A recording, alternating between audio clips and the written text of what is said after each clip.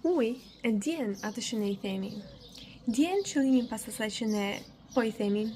Ndjen edhe energjinë tonë. Dhe në momentin që ne I flasim fjalë të bukura, tek uji do të formohen disa kristalizime shumë të bukura si flokët e dëborës. Por në momentin që ne I flasim fjalë të këqija, uji do të krijojë disa formime të çrregullta dhe jo dhe aq të bukura. Dhe trupi ynë është I përbërë më shumë prej ujit apo jo? Pra njëjta gjë ndodh edhe me trupin tonë. Nëse ne I flasim fjalë të bukura, ofrojmë dashuri, energji pozitive, nëse ne mendojmë pozitivisht për veten tonë dhe për trupin tonë dhe e duam çdo pjesë të trupit tonë ashtu siç është, edhe trupi jonë do të përgjigjet, duke na ofruar ne shëndet, vitalitet, gjallëri dhe do të jetë vërtet shumë herë më I bukur, do ndjeheni vërtet shumë herë më mirë pasi ju ta provoni këtë.